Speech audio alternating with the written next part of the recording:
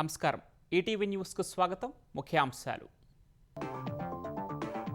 Lebanon, ఇరాన్లపై ఆగని Israel దాడులు. మందుపాతర్లను అమర్చే టెహ్రాన్ నౌకలను టార్గెట్ చేసిన అమెరికా. త్వరలో యుద్ధం ముగిస్తామన్న ట్రంప్. భారత్కు వస్తున్న కార్గో నౌకపై దాడిని ఖండించిన కేంద్రం. అంతర్జాతీయ నౌకాయానానికి విఘాతమని ఆక్షేపణ. వంట గ్యాస్ నిత్యావసరాలపై మంత్రుల కమిటీ. సీఎం చంద్రబాబు నిర్ణయం. మార్కెట్ పరిస్థితులను నిత్యం సమీక్షించాలని సూచన. ఏపీలో మారిటైమ్ షిప్యార్డ్ సిస్టమ్స్ సెంటర్. నేడు నెల్లూరులో శంకుస్థాపన చేయనున్న మంత్రి లోకేష్.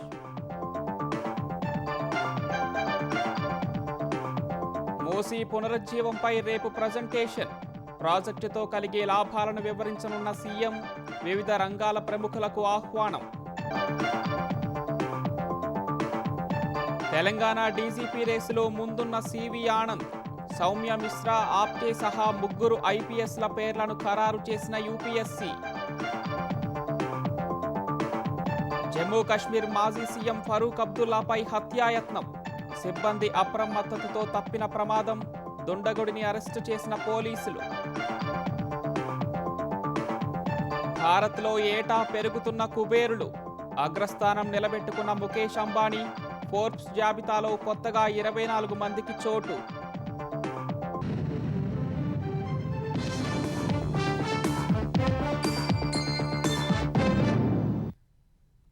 పశ్చిమాసియా యుద్ధాన్ని ఎప్పుడంటే అప్పుడు ముగించగలనన్న అమెరికా అధ్యక్షుడు ట్రంప్ వ్యాఖ్యలను కొట్టిపారేసిన ఇరాన్ ఆ శక్తి తమకు మాత్రమే ఉందని స్పష్టం చేసింది. ఇజ్రాయెల్, అమెరికా బలగాలి లక్ష్యంగా మరోసారి క్షిపణులు, డ్రోన్లతో విరుచుకుపడింది. ఒమన్లోని సలాల నౌకాశ్రయంలో విధ్వంసం సృష్టించింది. టెహ్రాన్పై దాడులను కొనసాగించిన ఇజ్రాయెల్ తమకు ముప్పుగా మారితే ఇరాన్ సుప్రీం లీడర్ మొజ్తబా ఖమేనీని టార్గెట్ చేస్తామని హెచ్చరించింది. హోర్ముజ్ జలసంధిలో మైన్లను అమరుస్తున్న 16 ఇరాన్ నౌకలను ధ్వంసం చేసినట్లు అమెరికా ప్రకటించింది. ఇజ్రాయెల్, అమెరికా బలగాలే లక్ష్యంగా ఇరాన్ దాడులను ఉధృతం చేసింది. ఆపరేషన్ ట్రూ ప్రామిస్ 4లో భాగంగా క్షిపణులతో విరుచుకుపడింది. శక్తివంతమైన ఎమాద్, ఖైబర్, ఖాదర్ బాలిస్టిక్ క్షిపణులను ఇజ్రాయెల్ పైకి ప్రయోగించింది. టెల్ అవీవ్లోని శాటిలైట్ సెంటర్, ఇజ్రాయెల్ సైనిక కేంద్రాలు, ఇరాక్లోని అమెరికా బేస్, నౌకాదళానికి చెందిన 5వ ఫ్లీట్ను లక్ష్యంగా దాడులు జరిపినట్లు ఇరాన్ ప్రకటించింది. 250 కోట్ల విలువైన అమెరికా నిఘా డ్రోన్ MQ-9 రీపర్ డ్రోన్ను కూల్చేసినట్లు ఓ వీడియోను పోస్టు చేసింది. ఒమన్లోని సలాలా నౌకాశ్రయంలో ఇరాన్ డ్రోన్ విధ్వంసం సృష్టించింది. చమురు ట్యాంకర్లు మంటల్లో తగులబడిపోయాయి. ఉత్తర ఇజ్రాయెల్ కార్మియేల్లో హెజ్బొల్లా 100కు పైగా రాకెట్లతో విరుచుకుపడింది. కువైట్లోని అల్ అడైరీ ఎయిర్ బేస్ లో చాలా మంది అమెరికా సైనికులు మరణించినట్లు IRGC ప్రకటించింది. హోర్ముజ్ జలసంధి పూర్తిగా తమ నియంత్రణలోనే ఉందని, అమెరికా, ఇజ్రాయెల్ మిత్రదేశాల నౌకలు ఆ మార్గం గుండా వెళ్లలేవని తెలిపింది. టెహ్రాన్పై మరో విడత దాడులు ప్రారంభించినట్లు ఇజ్రాయెల్ పేర్కొంది. సైనిక కేంద్రాలు, మౌలిక సదుపాయాలను లక్ష్యం చేసుకున్నట్లు తెలిపింది. IDF వైమానిక దాడుల్లో ఇరాన్లో ప్రముఖ బ్యాంకు ధ్వంసమైనట్లు తెలుస్తోంది. ఆ సమయంలో ఉద్యోగులు, చాలా మంది ప్రజలు ఉన్నారని ఇరాన్ ఆరోపించింది. యుద్ధాన్ని ఇరాన్, హెజ్బొల్లాలు ఇతర ప్రాంతాలకు విస్తరిస్తున్నాయని ఇజ్రాయెల్ సైనిక ప్రతినిధి బ్రిగేడియర్ జనరల్ ఎఫీ డెఫ్రిన్ ఆరోపించారు. గత వారంలో హెజ్బొల్లా 800కు పైగా రాకెట్లు, డ్రోన్లను ఇజ్రాయెల్ పైకి ప్రయోగించినట్లు IDF తెలిపింది. కొత్తగా ఎన్నికైన ఇరాన్ సుప్రీం లీడర్ మొజ్తబా ఖమేనీకి హెచ్చరిక చేసింది. ఇజ్రాయెల్కు ముప్పుగా మారితే దాడి తప్పదని స్పష్టం చేసింది. హోర్ముజ్ జలసంధిలో మైన్లను అమరుస్తున్న 16 ఇరాన్ నౌకలను ధ్వంసం చేసినట్లు US సెంట్రల్ కమాండ్ తెలిపింది. ఇప్పటి వరకు లెబనాన్లో 91 మంది చిన్నారులు సహా 634 మంది మరణించారు. 1500 మందికి పైగా గాయపడ్డారు. ఇరాన్లో 1300 మందికి పైగా మృతి చెందారు. ఇజ్రాయెల్లో 13 మంది చనిపోగా 2000 మందికి పైగా గాయపడ్డారు. ఇరాన్లోని మినా బాలికల పాఠశాలపై జరిగిన దాడికి తమదే బాధ్యత అని అమెరికా సైనిక దర్యాప్తు సంస్థ ప్రకటించింది. పాఠశాల పక్కనే ఉన్న ఇరాన్ సైనిక స్థావరంపై దాడులు చేస్తున్న క్రమంలో పొరపాటు జరిగినట్లు సైనికాధికారులు అంగీకరించారు. గతంలో ఆ పాఠశాల భవనంపై సైనిక స్థావరంలో భాగంగా ఉండటమే కారణమని తెలిపారు. పాఠశాలపై దాడి చేయడానికి క్షిపణికి కోడింగ్ ఇచ్చినట్లు వివరించారు. ఇరాన్ క్షిపణి గురితప్పటమే ఆ దుర్ఘటనకు కారణమని అమెరికా అధ్యక్షుడు ట్రంప్ చేసిన ప్రకటన తప్పని సైనిక దర్యాప్తులో తేలింది. హోర్ముజ్ జలసంధి గుండా భారత్కు వస్తున్న రవాణా నౌకపై ఇరాన్ దాడి చేసింది. ఈ ఘటనలో నౌకలోని ముగ్గురు గల్లంతయ్యారు. థాయిలాండ్ షిప్పింగ్ కంపెనీకి చెందిన మయూరి నారి అనే కార్గో నౌక యుఏఈలోని ఖలీఫా పోర్టు నుంచి గుజరాత్లోని కాండ్లా ఓడరేవుకు బయలుదేరింది. హోర్ముజ్ జలసంధి మీదుగా వస్తూ ఉండగా ఇరాన్ రెవల్యూషనరీ గార్డు దాడి చేసినట్లు అంతర్జాతీయ మీడియా తెలిపింది. నౌకలోని 20 మంది నావికుల్ని ఒమన్ నౌకాదళం రక్షించగా గల్లంతైన వారి కోసం గాలిస్తున్నారు. మయూరి నారిపై ఐఆర్జీసీ దాడిని విదేశాంగ శాఖ ఖండించింది. ఈ దాడులు అంతర్జాతీయ నౌకాయాన స్వేచ్ఛకు విఘాతం కలిగిస్తాయని ఆక్షేపించింది. ఇదివరకే తమ పౌరులు 3 ప్రాణాలు కోల్పోయారన్న భారత్ అమాయకుల ప్రాణాలను బలిగొనే ఇలాంటి దాడులను తక్షణమే నిలిపివేయాలని డిమాండ్ చేసింది. వాణిజ్య నౌకలను లక్ష్యంగా చేసుకోవటం వల్ల ప్రపంచ ఆర్థిక వ్యవస్థ దెబ్బతింటుందని హెచ్చరించింది.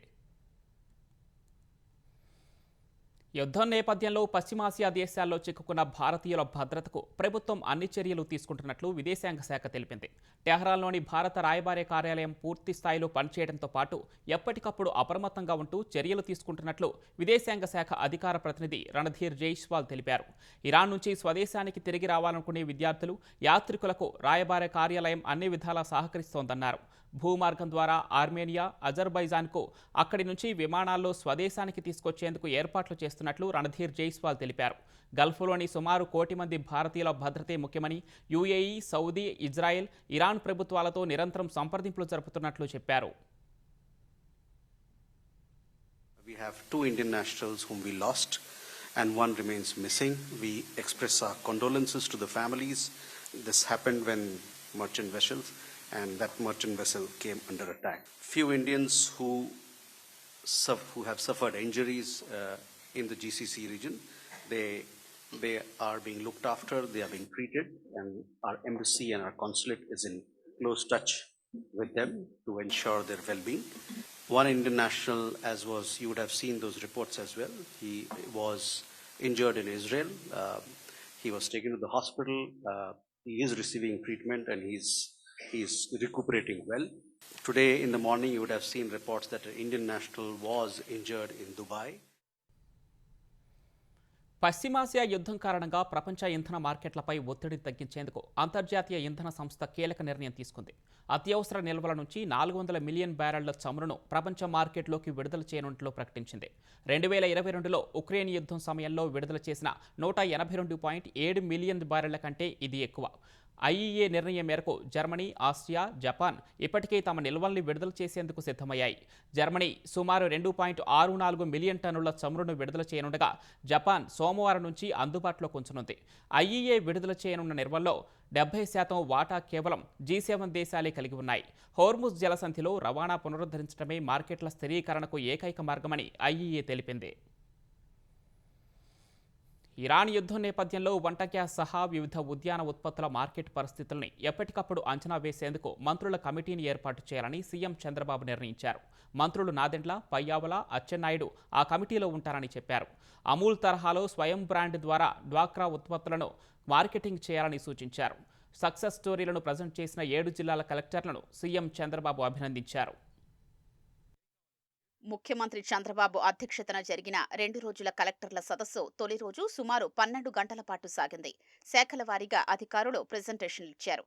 ఈ సందర్భంగా సీఎం చంద్రబాబు వారికి పలు సూచనలు చేశారు. పశ్చిమాసియా యుద్ధం నేపథ్యంలో ఎల్పీజీ నిల్వలు, సరఫరాపై చర్చ జరిగింది. ప్రస్తుతానికి ఎలాంటి ఇబ్బంది లేదని పౌర సరఫరాల శాఖ కార్యదర్శి సౌరభ్ గౌర్ తెలిపారు. ఆర్టీజీఎస్ నుంచి ఆయా శాఖల అధికారులు నిరంతరం పర్యవేక్షిస్తూ ప్రభుత్వానికి నివేదించాలని సీఎం ఆదేశించారు. పాఠశాలలు, ఆసుపత్రులకు అంతరాయం లేకుండా ఎల్పీజీ సరఫరా జరగాలని స్పష్టం చేశారు. గుడ్లు, అరటి తదితరాలకు ప్రత్యామ్నాయ మార్కెట్లను చూడాలని కలెక్టర్లకు చంద్రబాబు సూచించారు. $multi-billion కంపెనీల స్థాయిలో డ్వాక్రా ఉత్పత్తులకు బ్రాండింగ్ తెచ్చేలా కృషి చేస్తున్నామని సీఎం చెప్పారు. అమూల్ తరహాలోనే సహకార విధానంలో ఈ ఉత్పత్తుల మార్కెటింగ్ జరగాలని సూచించారు. ఇక్కడ స్ట్రెంగ్త్ ఏంటంటే 1,10,00,000 మెంబర్స్ ఉన్నారు as on today. Money lending కూడా వాళ్ళకి ఏం ప్రాబ్లం లేదు. 37 ఏజెన్సీస్ వర్కౌట్ చేసిన కన్సల్టెంట్స్ అందరూ ఇంటిగ్రేషన్ కోసం ఐఎస్బి పెట్టాం, అన్ని వర్కౌట్ చేస్తున్నాం. ఇక్కడ మీరు డిస్ట్రిక్ట్ యాజ్ ఎ యూనిట్ ఒక ప్రోడక్ట్ పెట్టి, ఒక బ్రాండ్ పెట్టి మీరు ఎంతవరకు పర్ఫెక్షన్ తీసుకొస్తారు అనేది మళ్ళా కొంచెం ఇంటరాక్ట్ కండి, నాకు కూడా కొంచెం క్లారిటీ వస్తుంది. Then will go in that direction. Railway ప్రాజెక్టులకు నిధుల సమస్య లేదన్న సీఎం లాజిస్టిక్స్ పార్కుల్ని రైల్వే లైన్లకు అనుసంధానించాలని సూచించారు. నైపుణ్యం, కౌశలం పోర్టల్ ద్వారా ఉద్యోగాలు, నైపుణ్య కల్పనపై ప్రత్యేక దృష్టి పెట్టాలన్నారు. స్వచ్ఛ సర్వేక్షణ్ అవార్డులు సాధించడంలో పట్టణాలు, నగరాలు పోటీ పడాలని సీఎం సూచించారు. విద్య, ఆరోగ్యం, వ్యవసాయం, డిజిటల్ గవర్నెన్స్ రంగాల్లో డీప్ టెక్ వినియోగం పెరగాలన్నారు. కాకినాడ నుంచి వస్తా ఉంటే రోడ్డు పక్కనంతా, కెనాల్ పక్కనంతా గార్బేజ్ ఉంది సార్. అది చూసిన తర్వాత ఇది ఇట్లే ఉంటుంది అనుకుంటాం. సామర్లకోట టౌన్లో కూడా పోతే చాలా బ్యాడ్గా ఉంది. So this are all various areas where municipal కమిషనర్స్ను కూడా మీరు స్ట్రీమ్ లైన్ చేయాలి. మోర్ దెన్ ఏ ఇయర్, 12 నెలలు పైన నుంచి 14 నెలలు అనుకుంటాను. ఏదైతే సాసా ప్రాక్టీస్ చేయడం, నేను కూడా రావడం, ఇవన్నీ తిరుగుతున్నాం.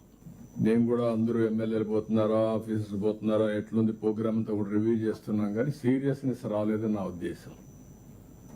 అన్ని డిపార్ట్మెంట్లో ఒక కల్చర్ కింద సీరియస్నెస్ రావాలి. అది ఇంకా కొన్ని సిటీస్కే వచ్చింది, మిగిలిన సిటీస్లో రాలేదు. నెట్ జీరో కాన్సెప్ట్ లో భాగంగా అనకాపల్లి జిల్లాలో హాస్టళ్లు, పాఠశాలల్లో కిచెన్ గార్డెన్ల నిర్వహణ అద్భుతమని సీఎం ప్రశంసించారు. వైజాగ్ 1 యాప్ ను కలెక్టర్ వినూత్నంగా రూపొందించారని, ఇది ప్రజలకు ఉపయోగకరంగా ఉందన్నారు. గల్ఫ్ దేశాలకు వెళ్లేవారు మోసాల బారిన పడకుండా కోనసీమ సెంటర్ ఫర్ మైగ్రేషన్ ఏర్పాటు చేయడం పట్ల ఆ జిల్లా కలెక్టర్ ను అభినందించారు. గ్రామస్థాయి నుంచి భూ వివాదాలు పరిష్కరించేలా నెల్లూరు జిల్లాలో చేపట్టిన ప్రయోగం సత్ఫలితాలిస్తోందని సీఎం అన్నారు. వ్యవస్థీకృతంగా ఉన్న సవాళ్లను పరిష్కరించుకుంటూ ఉత్తరాంధ్ర హార్టికల్చర్ హబ్ గా విజయనగరం జిల్లాను మార్చడాన్ని అభినందించారు. జిల్లాల నుంచి వచ్చిన 7 సక్సెస్ స్టోరీలు సత్ఫలితాలిస్తున్నాయన్న సీఎం వీటిని ఇతర జిల్లాల్లోనూ అమలు చేయాలని సూచించారు. Annamayya district one of the most drought affected district. అలాంటి దాంట్లో వండర్ఫుల్ ఎక్స్పెరిమెంట్ చేశారు. దీన్ని మనం ఒక మోడల్గా తీసుకొని సేమ్ జలధార ఈ సంవత్సరం 90 రోజులు మనం ఈ కార్యక్రమం తీసుకుంటున్నాం. ఆయన 8.59 మీటర్స్ పెంచాడు. కనీసం మీరందరూ దాంట్లో 3 నుంచి 4 మీటర్లు పెంచగలిగితే నేను 3 ఏళ్లలో చేసే కార్యక్రమం 1 ఇయర్లో అయిపోతుంది. ఒక నియోజకవర్గం చేసిన తర్వాత మొత్తం చేయడం కష్టం కాదు. One of the best experiment. I real appreciate. Congratulations, well done. రెండో రోజు సదస్సులో సూపర్ 6, సంక్షేమం, ఆదాయార్జన శాఖలు, విద్య, వైద్యం, నైపుణ్యాభివృద్ధి, పెట్టుబడులు వంటి అంశాలపై చర్చించనున్నారు. శాంతి భద్రతలపై జిల్లా ఎస్పీలతో సీఎం చంద్రబాబు సమీక్షిస్తారు. మూసీ నది పునరుజ్జీవం ప్రాజెక్టుపై స్పష్టత ఇచ్చేందుకు తెలంగాణ ప్రభుత్వం సిద్ధమైంది. ముఖ్యమంత్రి రేవంత్ రెడ్డి స్వయంగా మూసీ పునరుజ్జీవం ఆవశ్యకత, కార్యాచరణ ప్రణాళికపై శుక్రవారం ప్రజెంటేషన్ ఇవ్వనున్నారు. రాజకీయ పార్టీలు, నగర ప్రజల్లో నెలకొన్న అనుమానాలు, సందేహాలను నివృత్తి చేయనున్నారు. మూసీ ప్రజెంటేషన్కు హాజరు కావాల్సిందిగా పార్టీలు, మేధావులు, పర్యావరణవేత్తలు సహా పలువురికి Musi river front development corporation ఆహ్వానాలు పంపింది. మూసీ రివర్ ఫ్రంట్ ప్రాజెక్టుపై ప్రతిపక్షాల విమర్శలు, పరివాహక ప్రాంత ప్రజల ఆందోళనల నడుమ సీఎం రేవంత్ రెడ్డి మూసీ పునరుజ్జీవనం ఆవశ్యకత, కార్యాచరణ ప్రణాళికను వెల్లడించనున్నారు. ఈ మేరకు రేపు పవర్ పాయింట్ ప్రెజెంటేషన్ ఇవ్వనున్నారు. ఇందుకోసం ప్రధాన రాజకీయ పార్టీలు, మేధావులు, దేశంలో గుర్తింపు పొందిన వ్యాపార, వాణిజ్య సంస్థలు, మీడియా ప్రతినిధులు, విదేశీ దౌత్యవేత్తలకు మూసీ రివర్ డెవలప్మెంట్ కార్పొరేషన్ ఆహ్వానాలు పంపింది. మూసీ ప్రాజెక్టుపై ప్రజల్లో ఉన్న అనుమానాలు, ప్రతిపక్షాల ఆరోపణలకు సమాధానాలు ఇవ్వడంతో పాటు ప్రభుత్వ ఆలోచనలు, హైదరాబాద్ భవిష్యత్తు ప్రణాళికల్ని సీఎం వెల్లడించనున్నారు. వికారాబాద్ జిల్లా అనంతగిరి కొండల్లో పుట్టి నల్గొండ జిల్లా వాడపల్లి వద్ద కృష్ణానదిలో కలిసే మూసీ నది నగరంలో 55 కిలోమీటర్లు ప్రవహిస్తోంది. లంగర్ హౌస్లోని బాపుఘాట్ వద్ద ఈసీ వాగుతో కలుస్తోంది. మూసీ పునరుజ్జీవన ప్రాజెక్టును 5 దశల్లో చేపట్టాలని భావిస్తున్న ప్రభుత్వం మొదటి దశలో భాగంగా హిమాయత్ సాగర్, ఉస్మాన్ సాగర్ నుంచి బాపుఘాట్ వరకు 21 కిలోమీటర్ల పొడవున 5,812 కోట్ల వ్యయంతో మూసీ నదిని సర్వాంగ సుందరంగా అభివృద్ధి చేయనుంది. బాపుఘాట్ వద్ద గాంధీ సరోవర్ పేరుతో అతిపెద్ద గాంధీ విగ్రహాన్ని ఏర్పాటు చేయనున్నారు. హిమాయత్ సాగర్ నుంచి గాంధీ సరోవర్ వరకు జోన్ 1 గా పేర్కొంటూ 1,684 కోట్ల అంచనా వ్యయంతో ప్రతిపాదనల్ని సిద్ధం చేశారు. గండిపేట నుంచి గాంధీ సరోవర్ వరకు జోన్ 2 గా పేర్కొంటూ 1992 కోట్ల వ్యయంతో ప్రణాళికలు రూపొందించారు. నదిలో చుక్క మురుగునీరు కలవకుండా జపాన్ సాంకేతికతతో 4 అత్యాధునిక సీవరేజీ ట్రీట్మెంట్ ప్లాంట్లను నిర్మించనున్నారు. జంట జలాశయాల నుంచి గాంధీ సరోవర్ వరకు 15 వంతెనల్ని నిర్మించనున్నారు. గాంధీ సరోవర్ వరకు బోటింగ్ సదుపాయం కల్పించాలని ప్రభుత్వం యోచిస్తోంది. పరివాహక ప్రాంతాల్లో ప్రభుత్వ, ప్రైవేటు భాగస్వామ్యంతో పార్కులు, హోటళ్లు, వేడుకలు నిర్వహించుకునేలా యాంఫీ థియేటర్లను నిర్మించనున్నారు. మూసీ పరివాహక ప్రాంతాల్ని సర్వాంగ సుందరంగా తీర్చిదిద్దడంతో పాటు బాపుఘాట్ వద్ద 400 కోట్ల వ్యయంతో గాంధీ సరోవర్ ప్రాజెక్టును చేపట్టేందుకు ప్రభుత్వం సిద్ధమైంది. 34 ఎకరాల పర్యాటక శాఖ భూమిలో ఈ ప్రాజెక్టును నిర్మించనుంది. 100 మీటర్ల ఎత్తు వరకు టవర్ నిర్మించి అందులో సమావేశ గదులు, కార్యాలయాలు, మ్యూజియం, గాంధీ చరిత్రపై ప్రదర్శనశాల ఏర్పాటు చేస్తారు. టవర్పై 35 నుంచి 50 మీటర్ల ఎత్తులో గాంధీ విగ్రహం ఏర్పాటు చేస్తారు. మూసీ పునరుజ్జీవన ప్రాజెక్టును 5 దశల్లో చేపట్టాలని భావిస్తున్న ప్రభుత్వం అసెంబ్లీ బడ్జెట్ సమావేశాలకు ముందే ఫేజ్ 1 వివరాల్ని వెల్లడించడం ద్వారా ప్రతిపక్షాల ఆరోపణలకు చెక్ పెట్టాలని ఆలోచిస్తోంది. పూర్తికాలపు డీజీపీ నియామక ప్రక్రియలో కీలక ఘట్టం పూర్తయింది. ఈ పోస్టుకు అర్హత కలిగిన సీనియర్ ఐపీఎస్లకు సంబంధించి రాష్ట్ర ప్రభుత్వం పంపించిన పేర్లలో నుంచి ముగ్గురిని యూపీఎస్సీ ఖరారు చేసింది. ఈ జాబితాలో 1991 బ్యాచ్కు చెందిన సివి ఆనంద్, 1994 బ్యాచ్కు చెందిన వినాయక్ ప్రభాకర్ ఆప్టే, సౌమ్య మిశ్రా పేర్లు ఉన్నట్లు సమాచారం. సీనియారిటీ, ఇతర అంశాల దృష్ట్యా సివి ఆనంద్కే డీజీపీగా ఎక్కువ అవకాశం ఉన్నట్లు తెలుస్తోంది. తెలంగాణ పూర్తిస్థాయి డీజీపీ నియామకానికి యూపీఎస్సీ నుంచి స్పష్టత వచ్చినట్లు విశ్వసనీయంగా తెలిసింది. ప్రభుత్వం సీనియర్ ఐపీఎస్ అధికారుల జాబితా పంపగా దానిపై యూపీఎస్సీ కమిటీ సుదీర్ఘంగా చర్చించినట్లు తెలిసింది. 1991 బ్యాచ్కు చెందిన సివి ఆనంద్, 1994 బ్యాచ్కు చెందిన వినాయక్ ప్రభాకర్ ఆప్టే, సౌమ్య మిశ్రా పేర్లు ఖరారు చేసినట్లు సమాచారం. 1-2 రోజుల్లో యూపీఎస్సీ ఆ జాబితా పంపించనుండగా అందులో ఒకరిని డీజీపీగా ప్రభుత్వం నియమించనుంది. ఆ విషయాన్ని యూపీఎస్సీకి నివేదించనుంది. కేడర్ పరంగా ఆ ముగ్గురిలో సివి ఆనంద్ సీనియర్ గా ఉన్నారు. ఏఎస్పీ నుంచి డీజీపీ వరకు పలు హోదాల్లో సుదీర్ఘకాలం పనిచేశారు. సుదీర్ఘకాలం ఐబీలో పనిచేసిన అనుభవం కలిగిన ఆప్టే గత సెప్టెంబర్లో స్పెషల్ డైరెక్టర్ గా పదోన్నతి పొందారు. ఐబీలోనే ఉన్నత హోదా పొందే అవకాశం ఉండడంతో ఆయన తెలంగాణ కేడర్కు తిరిగొచ్చే అవకాశం లేదని తెలుస్తోంది. ఈ నేపథ్యంలో సీనియారిటీతో పాటు ఇతర అంశాల్ని పరిగణలోకి తీసుకుని సివి ఆనంద్ను ప్రభుత్వం పూర్తికాలపు డీజీపీగా నియమించే అవకాశాలే ఎక్కువగా ఉన్నాయి. ఇన్ఛార్జ్ డీజీపీ శివధర్ రెడ్డి ఏప్రిల్లో పదవీ విరమణ చేయనున్నారు. తెలంగాణ రాష్ట్రం ఆవిర్భావం తర్వాత ఇప్పటి వరకు 6 డీజీపీలుగా పనిచేసినా పూర్తికాలం ఇద్దరే పనిచేశారు. తెలంగాణ తొలి డీజీపీ అనురాగ్ శర్మ తొలుత తాత్కాలికంగా బాధ్యతలు చేపట్టి యూపీఎస్సీ ద్వారా పూర్తికాలపు పోలీస్ బాస్గా నియమితులయ్యారు. ఆయన తర్వాత వచ్చిన మహేందర్ రెడ్డి కూడా తాత్కాలిక డీజీపీగా బాధ్యతలు చేపట్టారు. అనంతరం యూపీఎస్సీ ద్వారా పూర్తికాలపు డీజీపీగా నియమితులై 2022 డిసెంబర్ వరకు పనిచేశారు. ఆ తర్వాత అంజనీ కుమార్, రవిగుప్తా, జితేందర్తో పాటు ప్రస్తుతమున్న శివధర్ రెడ్డి కూడా తాత్కాలిక డీజీపీలుగా నియమితులయ్యారు. ఆంధ్రప్రదేశ్లో మరో ప్రతిష్టాత్మక పరిశ్రమకు నేడు పునాది రాయపడనుంది. నెల్లూరు జిల్లా జువ్వెలదిన్నెలో ప్రపంచంలోని తొలి అటానమస్ మారిటైమ్ షిప్యార్డ్ సిస్టమ్స్ సెంటర్కు మంత్రి లోకేష్ శంకుస్థాపన చేయనున్నారు. ముంబై కేంద్రంగా పనిచేసే Sagar defence engineering private limited సంస్థ ఈ పరిశ్రమను ఏర్పాటు చేయనుంది. ఫిషింగ్ హార్బర్ వద్ద 29.58 ఎకరాల భూమిని ప్రభుత్వం లీజు ప్రాతిపదికన కేటాయించింది. సాగర్ డిఫెన్స్ సంస్థ మొదటి దశలో 45 కోట్ల పెట్టుబడి పెట్టనుండగా ప్రత్యక్షంగా 300 మందికి, పరోక్షంగా 450 మందికి ఉపాధి లభించనుంది. సముద్ర వ్యవస్థలో నైపుణ్యం కలిగిన మానవ వనరుల అభివృద్ధికి, పరిశోధనలకు ప్రయోగశాలగా ఉపయోగపడుతుంది. సముద్ర రోబోటిక్స్, కృత్రిమ మేధ, విద్యుత్తు చోదక వ్యవస్థల్లో నూతన ఆవిష్కరణలకు మద్దతు ఇవ్వనుంది. ఈ ప్రాజెక్టు బ్లూ ఎకానమీ, మారిటైమ్ ఇన్నోవేషన్ను బలోపేతం చేయడంతో పాటు ఏపీని maritime robotics, autonomous ship building హబ్గా నిలపనుంది. ఏపీ వ్యాప్తంగా పట్టణ ప్రణాళిక విభాగాలపై అవినీతి నిరోధక శాఖ 2వ రోజు దాడులు కొనసాగించింది. 13 నగరపాలక సంస్థల్లోని టౌన్ ప్లానింగ్ విభాగాల్లో అధికారులు తనిఖీలు చేపట్టారు. విజయవాడ, విశాఖ, గుంటూరు, తిరుపతి సహా పలు చోట్ల అవకతవకలను గుర్తించారు. దరఖాస్తులు పెండింగ్లో ఉన్నవారిని పిలిచి ఏసీబీ అధికారులు మాట్లాడారు. తిరుపతి, విశాఖలోని మధురవాడ, పెందుర్తి, గాజువాక జోనల్ కార్యాలయాల పరిధిలో ప్రభుత్వ నిషేధిత జాబితాలోని భూముల్లో అక్రమంగా నిర్మాణాలకు అనుమతులిచ్చినట్లు గుర్తించారు. గుంటూరు మున్సిపల్ కార్పొరేషన్లో 13 దరఖాస్తులకు 2,28 లక్షల మేర ఇంపాక్ట్ ఫీజు తక్కువగా వసూలు చేసినట్లు తేలింది. ఫోన్పే, గూగుల్ పే ద్వారా కొందరు ఉద్యోగులు లంచం తీసుకున్నట్లు అధికారులు గుర్తించారు.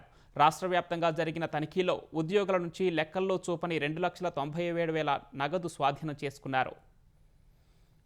జిల్లా కేంద్రాల చుట్టూ రింగు రోడ్లకు నిర్మాణానికి ప్రణాళికలు సిద్ధం చేయాలని సీఎం రేవంత్ రెడ్డి రోడ్డు భవనాల శాఖ అధికారులను ఆదేశించారు. జాతీయ రహదారులతో రింగు రోడ్లను అనుసంధానం చేయాలన్నారు. నిర్మాణంలో ఉన్న ఆర్ఓబీ, ఆర్యూబీలను త్వరగా పూర్తి చేయాలని, కొత్త వాటికి ప్రతిపాదనలు పంపాలని కోరారు. బోధనాసుపత్రులు, పెద్ద ఆసుపత్రుల నిర్మాణాలు త్వరితగతిన పూర్తి కావాలన్న ముఖ్యమంత్రి ప్రభుత్వ శాఖలన్నీ విద్యుత్ వాహనాలని కొనుగోలు చేయాలని సూచించారు. షార్ట్ ఫిల్ముల ద్వారా రోడ్డు ప్రమాదాల నివారణపై అవగాహన కల్పించాలని సీఎం చెప్పారు.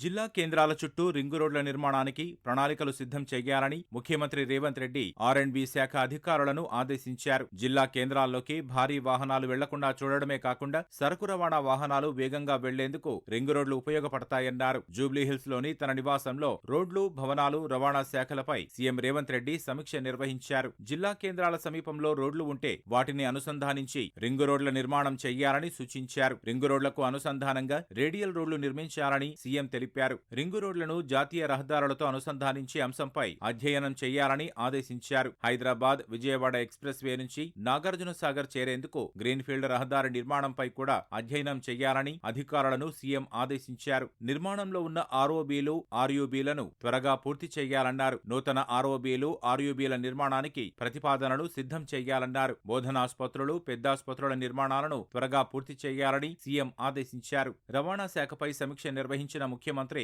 కాలుష్య రహిత రవాణాయే లక్ష్యంగా పనిచేయాలని అధికారులకు సూచించారు. ఇక నుంచి ఏ శాఖలో అయినా విద్యుత్ వాహనాలనే కొనుగోలు చేయాలన్నారు. అద్దె వాహనాలు సైతం EVలే ఉండాలని సూచించారు. రవాణా శాఖలో అన్ని కార్యకలాపాలు ఆన్లైన్లో జరిగేలా చర్యలు తీసుకోవాలని ముఖ్యమంత్రి ఆదేశించారు. RTO కార్యాలయాలు అద్దె భవనాల్లో కొనసాగడానికి వీల్లేదన్నారు. రోడ్డు ప్రమాదాల నివారణపై అవగాహన కోసం షార్ట్ ఫిల్ములు ప్రదర్శించాలని సూచించారు. శంషాబాద్ సమీపంలో హైస్పీడ్ రైలు కారిడార్ ప్రారంభమయ్యే ప్రాంతంలో అధునాతన బస్ టెర్మినల్ కు స్థలం కేటాయిస్తామని, అందుకు తగిన ప్రణాళికలు సిద్ధం చేయాలని సీఎం ఆదేశించారు.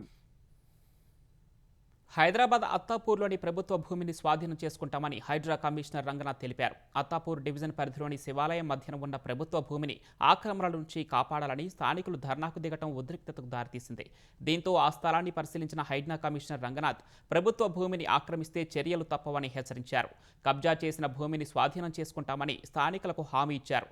చిన్న అనంతగిరి శివాలయం ముందు భాగంలోని ఎకరన్నర ప్రభుత్వ భూమిని కొందరు కబ్జా చేస్తున్నారని స్థానికులు ఆందోళన చేపట్టారు. మతం ముసుగులో కబ్జాలకు పాల్పడుతున్న తీరును హైడ్రా కమిషనర్కు వివరించారు. నేషనల్ కాన్ఫరెన్స్ అధ్యక్షుడు ఫరూక్ అబ్దుల్లా, జమ్మూ కాశ్మీర్ డిప్యూటీ సీఎం సురీందర్ చౌదరి త్రుటిలో ప్రాణాపాయం నుంచి తప్పించుకున్నారు. జమ్మూలోని గ్రేటర్ కైలాష్ ప్రాంతంలో ఒక వివాహ వేడుకకు హాజరై తిరిగి వెళ్తుండగా రాయల్ పార్క్ వద్ద వారిపై కాల్పులు జరిగాయి. భద్రతా సిబ్బంది అప్రమత్తతో బుల్లెట్ గురి తప్పింది. ఫరూక్ సురక్షితంగా బయటపడ్డారు. ఈ ఘటనలో ఎవరూ గాయపడలేదని అధికారులు తెలిపారు. కాల్పులకు తెగబడిన వ్యక్తిని పురాణి మండికి చెందిన 65 ఏళ్ల కమల్ సింగ్ జమ్వాల్గా గుర్తించారు. నిందితుడిని భద్రతా సిబ్బంది అదుపులోకి తీసుకుని పోలీసులకు అప్పగించారు. నిందితుడి వద్ద నుంచి పిస్టల్ను స్వాధీనం చేసుకున్నారు. తన బంధువు కుమారుడి పెళ్లికి వచ్చిన నిందితుడు 20 ఏళ్లుగా ఫరూక్ అబ్దుల్లాను చంపాలని కుట్ర చేస్తున్నట్లు విచారణలో వెల్లడైంది. దాడికి గల కారణాలపై పోలీసులు విచారణ చేస్తున్నారు. 12 ఏళ్లకు పైగా కోమాలో ఉన్న వ్యక్తి కారుణ్య మరణానికి అనుమతినిస్తూ సుప్రీంకోర్టు సంచలన తీర్పు వెలువరించింది. 2013 ఏడాది ఒక భవనం 4వ అంతస్తు నుంచి ప్రమాదవశాత్తు కిందపడి హరీష్ రాణా అనే వ్యక్తి తలకు తీవ్ర గాయమైంది. అప్పటి నుంచి అతను కోమాలోనే ఉన్నాడు. ప్రముఖ ఆసుపత్రిలో చికిత్స అందించినా అతని ఆరోగ్యంలో ఎలాంటి పురోగతి కనిపించలేదు. జీవోత్సవంగా మారిన తమ కుమారుడి కారుణ్య మరణానికి అనుమతినివ్వాలని ఆర్థికంగా, మానసికంగా చితికిపోయిన తల్లిదండ్రులు పలుమార్లు న్యాయస్థానాన్ని అభ్యర్థించారు. అయితే ఆ సమయంలో హరీష్ కారుణ్య మరణానికి కోర్టులు అంగీకరించలేదు. తాజాగా ఎయిమ్స్ వైద్య బృందం మరోసారి అతడు కోలుకునే అవకాశం లేదని నివేదికనివ్వగా హరీష్ తల్లిదండ్రులు మళ్లీ సుప్రీంకోర్టును ఆశ్రయించారు. వైద్యుల నివేదికను పరిశీలించిన కోర్టు అతడి కారుణ్య మరణానికి అనుమతినిచ్చింది. భారత్లో బిలియనీర్ల సంఖ్య ఏటా పెరుగుతోంది. గత ఏడాది 205 మంది ఉండగా ఈ ఏడాది 229కి చేరినట్లు ఫోర్బ్స్ జాబితా వెల్లడించింది. స్టాక్ మార్కెట్లు రాణించడం, కొత్త కంపెనీల లిస్టింగ్ల కారణంగా పలు రంగాల్లో సంపద పెరగటం ఇందుకు కారణం. భారత బిలియనీర్ల మొత్తం సంపద విలువ $1,00,000 కోట్ల, అంటే భారత కరెన్సీలో 92 లక్షల కోట్లను అధిగమించింది. 2025లో ఇది $941 బిలియన్ ఉంది. టాప్ 10 భారత కుబేర్ల చేతిలోనే 33.85 లక్షల కోట్ల రూపాయల సంపద ఉంది. దేశంలోనే మొత్తం బిలియనీర్ల సంపదలో ఇది 3వ వంతు కంటే ఎక్కువ. భారత్తో పాటు ఆసియాలో అగ్రగామి కుబేరుడిగా రిలయన్స్ ఇండస్ట్రీస్ అధిపతి ముఖేష్ అంబానీ కొనసాగారు. గత ఏడాదితో పోలిస్తే ఆయన సంపద 12% పెరిగింది. 2వ స్థానంలో గౌతమ్ అదానీ నిలిచారు. OP Jindal group chairperson Savitri Jindal అత్యంత ధనవంతురాలైన భారతీయ మహిళగా నిలిచారు. 4వ స్థానంలో ఉన్న లక్ష్మీ మిత్తల్కు చెందిన ఆర్సిలర్ మిత్తల్ షేర్లో ఏడాది కాలంలో 80% పెరగడంతో సంపద 61% పెరిగి $31 బిలియన్ చేరింది.